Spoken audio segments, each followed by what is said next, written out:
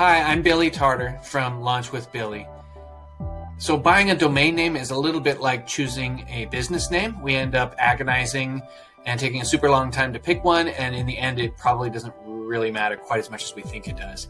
But we do want to pick a good one, so the first step is to head over to whois.net, where you can search for your domain name ideas to see if they're already taken. I don't recommend that you buy from whois.net. You'll probably overpay. I recommend you buy from the registrar that we have listed on our recommended resources page at launchwithbilly.com. So at this point, if you haven't already realized, you're about to find out that your first 10 or so awesome domain name ideas are probably already owned by somebody else. So now what do you do? As it turns out, like I was saying before, choosing the perfect domain name really isn't quite as critical as you might believe. So let's just say in a hypothetical situation, let's say your name is Mike Stevens and you own a consulting business, and right off the bat you find out that Stevens.com is already taken. No huge surprise there. But then you find out that MikeStevens.com is already taken. Shoot. But MikeStevensConsulting.com is available. So let's just say that you register that last one, and then a couple years later, MikeStevens.com becomes available to you. Either the current owner lets it expire, or you're able to acquire it from them. But MikeStevensConsulting.com is already all over your letterhead and your advertising. What do you do now? It's really not that big of a deal to redirect from MikeStevensConsulting.com to MikeStevens.com. So long story short, if you find, the second best domain name that's available to you, go ahead and register that one. Don't think too much about it. If you get a better one later, you can always redirect. So here are some general guidelines about how to choose a domain name.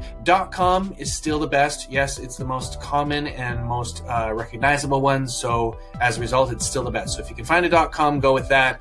Your next best are .net and .org. .org is usually for nonprofit organizations, but you can still register it if you want. So those are, your second best choices.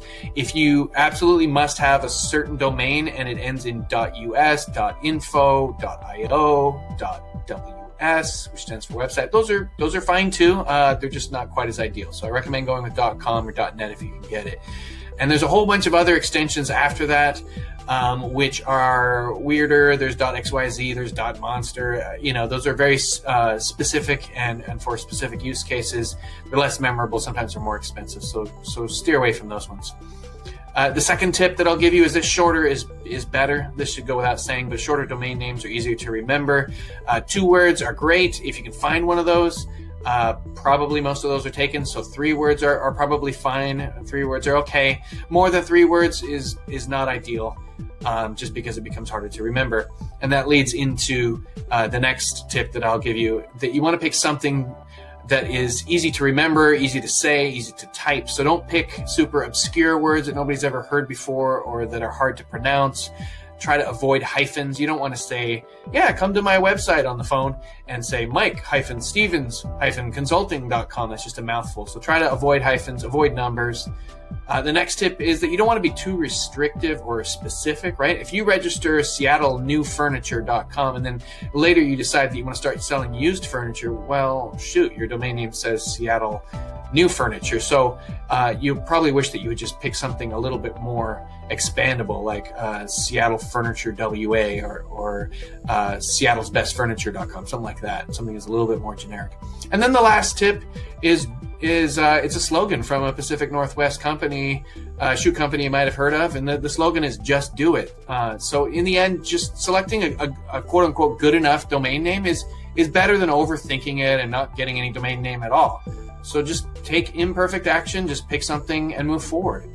And finally, congratulations. If you have reached this point and you have selected a domain name, if you are going to be attending our Master of Your Domain course, just write down that domain name. You'll have it handy and we'll be able to register it during the course and set up the technical details exactly as we need to. But congratulations on choosing a name.